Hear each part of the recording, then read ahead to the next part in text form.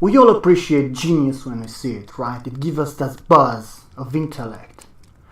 Like seeing a tremendously tall mountain and you don't see the peaks in the skies and you appreciate, hey, that's intelligent.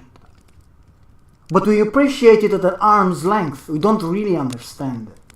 The question is, we would be able to share our lives with the genius, trapped in its own works, entrapped in its own mind, unable to find its equal, bitter and angry. Would we be able to appreciate genius then? Let's find out. In the 19th century, there lived a Russian writer, an intellect, an elite. He lived in Moscow. His name was Kovrin Andrei. We'll call him Andrei. Andrei was brimming with intellect, a man of keen mind that was involved in many works of literature and science.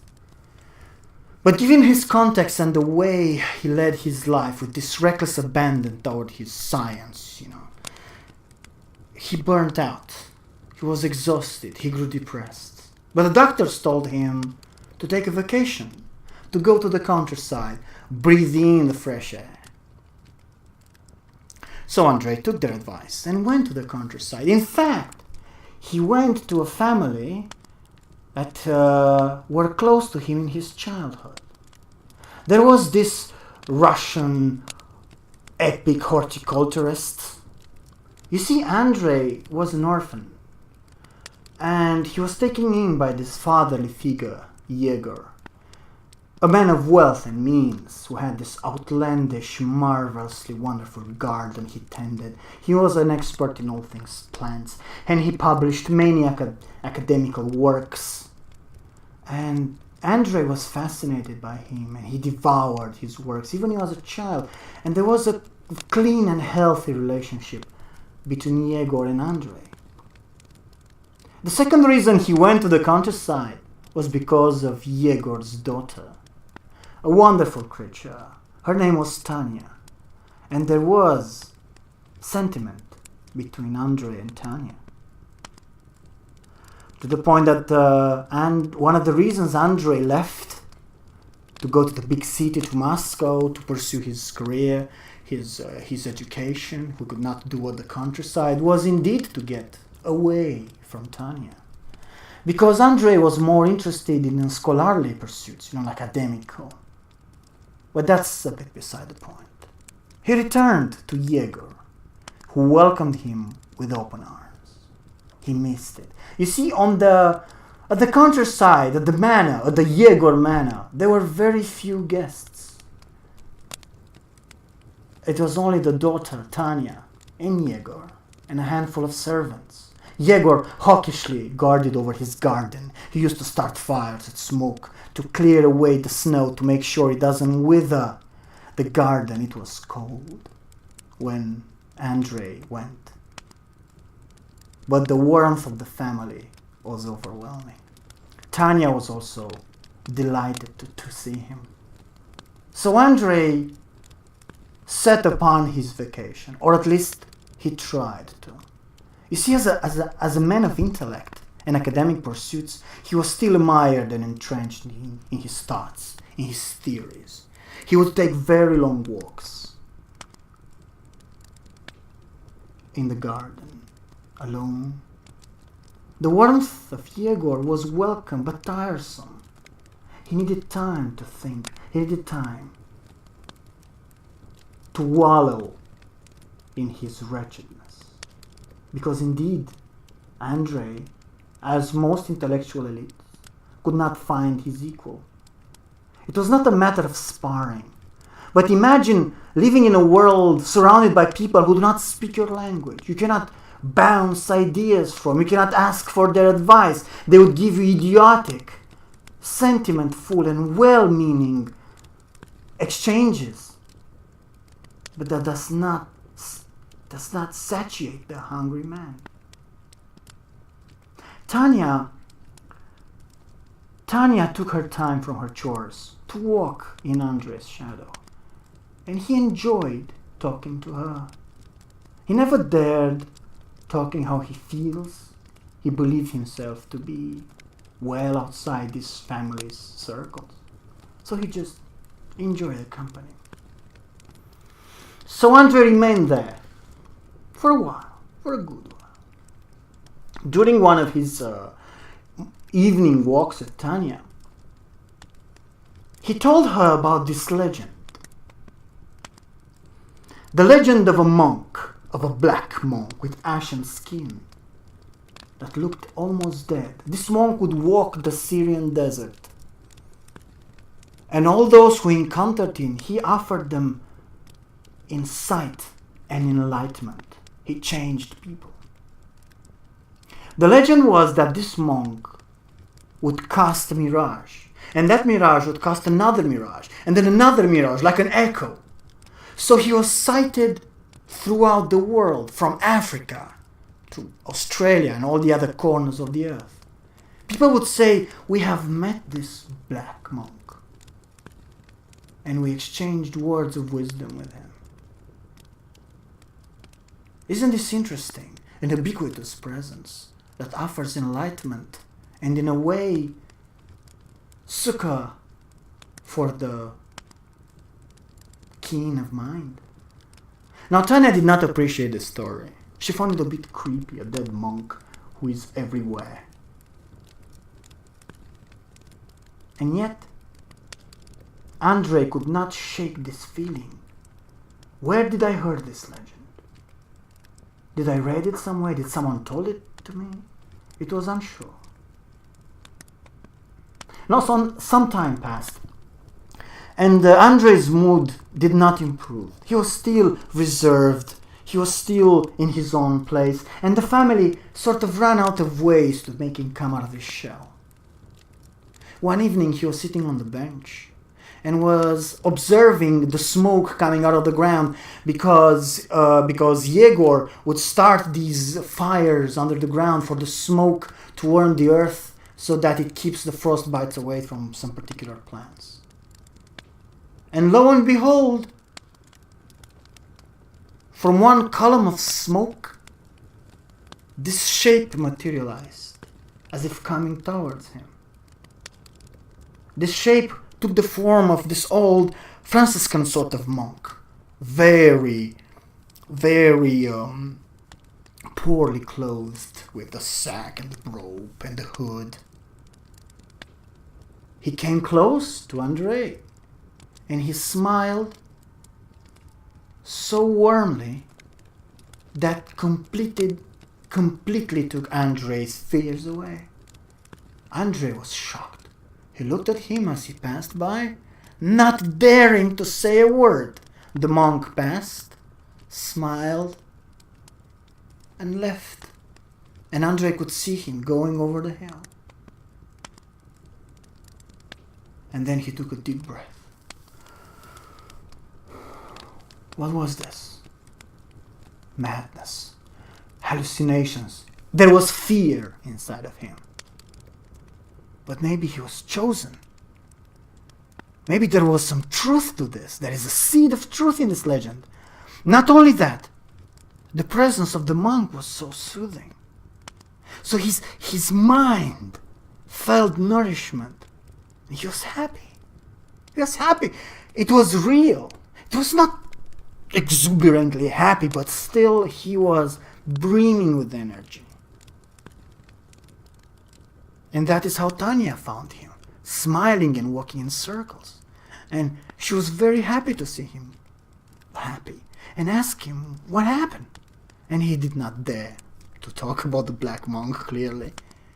He just smiled and said, "Let's get inside the house and have a drink and talk to your father. I'm keen to find out about the plants, about everything." His mind was popping.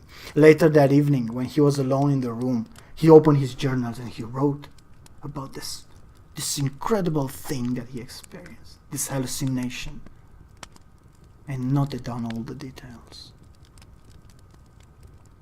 Later on, he would take long walks over the hill waiting for the monk to appear. But he did not appear, and his mood soured again, much to the dismay of everybody. One evening, as he was sat on the bench, disturbed, when he looked next to him on the bench, the monk was there.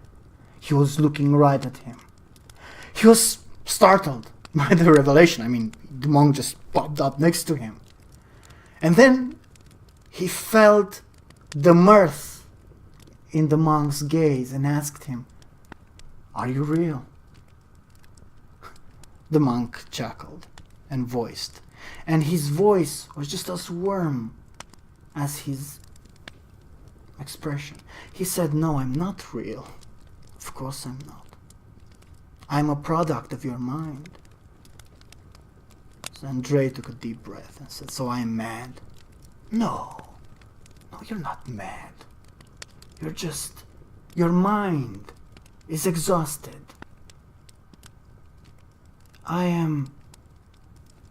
I exist because of you. You see, your mind is part of the nature. And as I am part of your mind, I'm also part of the nature, therefore I am. So ask me, what do you wish to know?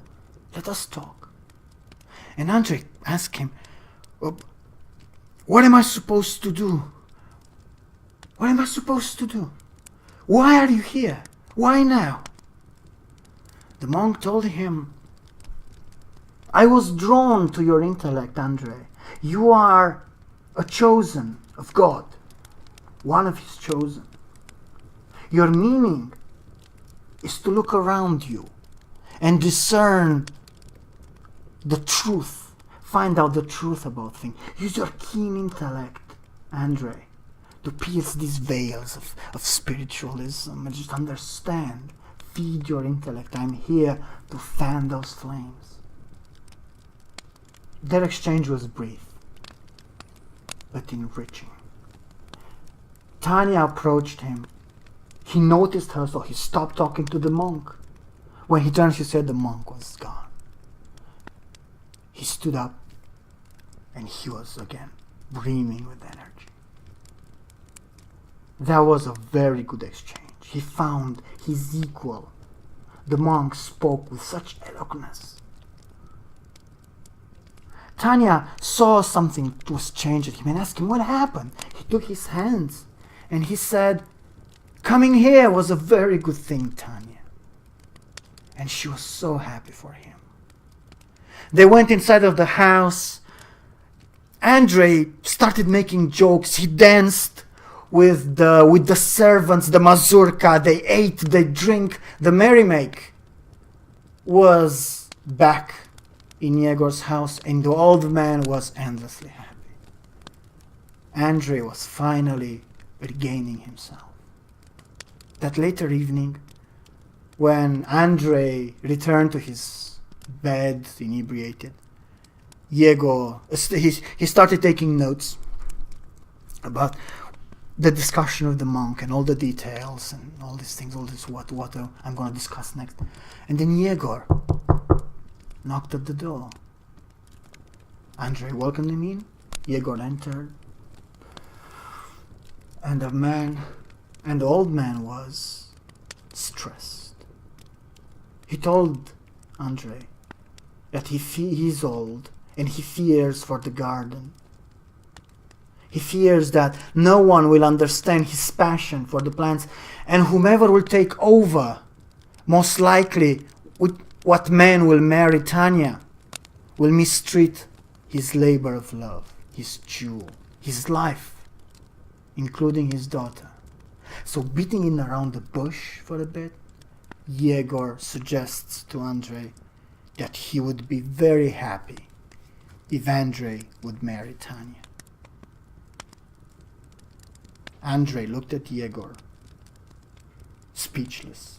Yegor completely withdrew. He said, hey, this is a heavy thing. Think about it. And withdrew. Andrei started pacing around the house. He started taking notes, not knowing what to do. He was so happy that everything was aligned. He was afraid that everything was going so well. He was afraid of great misfortune. How can everything be so well? His discussions with the monk, the discussions with Tanya. Now everything Tanya offered in marriage, the blessing of the father, the wealth of this place, his love for the family, everything was perfect. In the following days, he had more exchanges with the monk.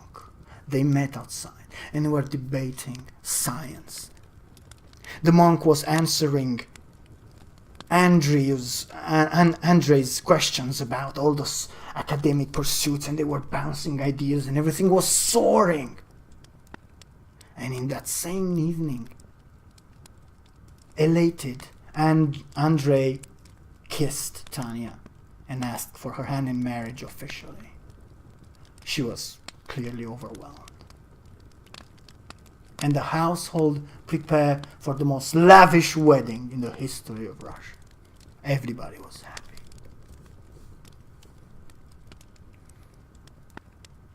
Andrei will have many discussions with the Black Monk, growing spiritually, drunk with happiness.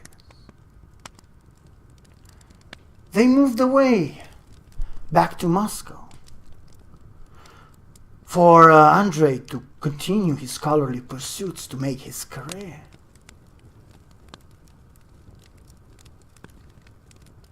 And the monk follows suit. The discussions were there. But you see, Andrei started losing his sleep more and more. He would pass out during the day, but during the night he would write, he would work, and more so, they would talk with the monk. One night he woke up, unable to sleep. He moved to the side of the bed, and in the armchair, the monk was there. He asked him, "Why am I so happy, monk? Why am I so happy?" And the monk said, "You are feeding your mind. You are true. This is your destiny. You're doing what you are meant to be." And Andrei said, "You are my mirror and my better. I am floored. I am awestruck by your towering intellect, and at the same time, I find my own intellect in you, like a reflection." And as he talked, he failed to realize the horrified expression of his wife, who got up and saw him talking and almost crying to a chair. So she wrapped her arms around him, and he said, Andrei, what are you doing? Who are you talking to?" And Andrei was like, "The monk is there. Don't you see it? And then he realized that all this time, he could not have known. And she was crying so hard. "Oh, my love, you are mad. You're mentally ill. I knew it from the first day. There was something wrong about you, and I caught you talking alone. There is no monk there.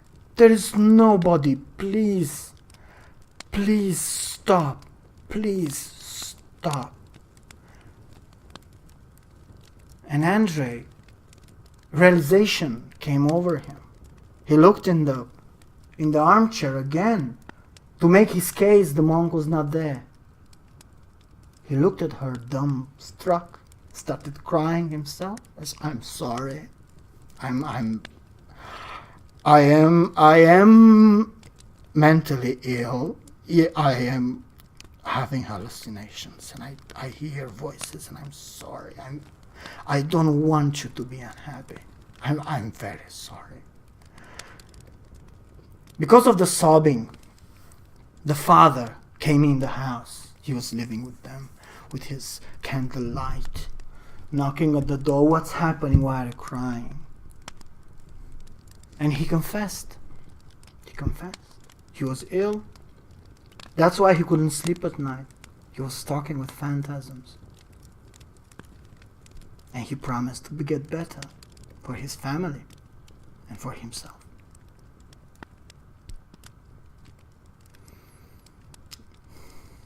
Months passed,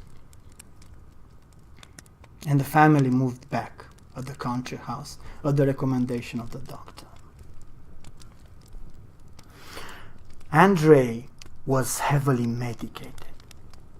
He had to drink liters of milk, sweetened milk each day, and medicine to keep the voices away. He grew fat. His joints ached because of the milk. The drugs were doing him little favor. He could not work. He had 2 hours of work per day described by the doctor. Most of the time he was just a vegetable. His hair was starting to fall off. When he sat at the table and the monk, most important of all, the monk, did not appear anymore. The treatment was efficient in that regard. He would sit at the table trying to solve the problems that for him was just a child's play, and now there was this maze. This mind was sluggish. Was like the most performant athlete that grows fat and tries to jump, and he cannot, not even close. And that frustration is blinding. You wasted your life. You knew, and now you don't. And you're trying to walk on your footsteps. You cannot. Andrei was miserable. And this agony, not being able to talk to the monk, not being able to do his work, was grinding him slowly, driving him to madness. And Yegor and his wife, they were around him, not knowing what else to do to him. They kept him like this. They offered him everything. And this had only the effect of plunging him into hatred toward them and despair. The despair of a man who thought he had it all, and now something is missing. His intellect and his friend. And that was enough to cast the deepest shadow on everything he thought holy. He became to be dour, aggressive, negative, and that hurt the old man deeply, the fatherly figure. He felt that he failed. Andrei somehow. The wife was shocked, crying, confused, confronting him. Why do you treat him so badly? Why do you not talk to him? And Andrei was this ball of spite. And he enjoyed hurting the old man and his wife as vengeance for the milk that he had to drink every day. That the wife was watching hawkishly over him. What is he doing? Is he talking alone again? Is he trying to work? No, you're not supposed to work. Only 2 hours a day. Now drink your milk. He lost appetite. He was a wreck. He had a huge fight with the wife. He emptied himself, all the hate that he had. He said, he cannot live with you people. You have ruined me. This marriage was a mistake. Coming here initially was a mistake. I need to get away. I need to regain myself. This made Yegor collapse. The wife fared little better. Almost 1 year after that, Andrei was living with another woman in Crimea. lived at her apartment, named a woman called Varvara. She took care of him. He got on very sickly. The blood lungs of the disease that the mother had, his mother had, he returned to him. But despite stopping with the medication, the mind was damaged. The monk would not return. He would sit on the balcony and watch the city below him, the waves in the distance. The monk would not appear. He received a letter from Tanya. He carried with him for a long while, afraid to open it. He reached the deepest depths of despair and wretchedness. One night, he stepped onto the balcony, opened the letter, and started reading it.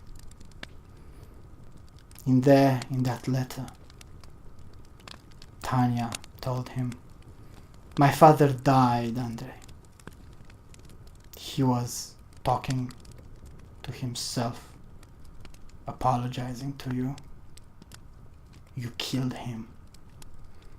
You ruined him. I hate you so much.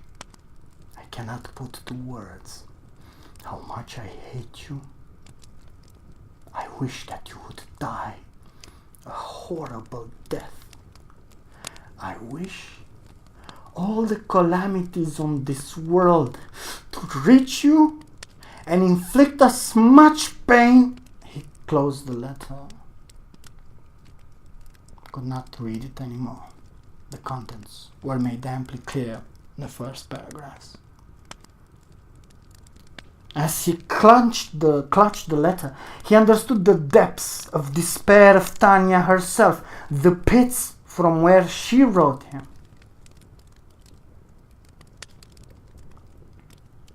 He tore and threw the letter away. In shame, not because he hated her, because he was ashamed, because he indeed brought them calamity. He started coughing. Blood again. When he wiped his mouth and looked to his left, the monk was there. The monk looked at him, measured him. Andrei was too lost for words to talk with his friend. He just stared at him. And after a while he asked, "You left me. Why?" The monk told him, "You cast me away. I could not visit you. You shut me away. You pursued a life that was not yours to pursue. You dulled your mind. You became normal, mediocre. In my desert, I lost your spark. I did not know where to go." Andrei smiled bitterly. Defeated. He felt weak in the knees, so he slumped to the side. The monk lowered himself with him, told him, "We all have a path before us, and you just run away from it. You run away from your happiness. That's why you are here alone. You were the chosen, one of the chosens. Yours was to discover the truth, not run away from it. I'm sorry, Andrei." Varvara, the woman he lived with, she felt this shudder, this gale, this coldness creeping inside the room, so she woke up. Called his name, not seeing him in the bed. Got up and went to the balcony, and he saw him, face inside a small pool, face splattered, lying on the ground. She She reached out to see if he's alive. He was pale as the moon, face splattered with blood. But on his lips, there was a smile. His face was serene. Now, thanks for coming. Remember, go out there, listen, grow, and share the story.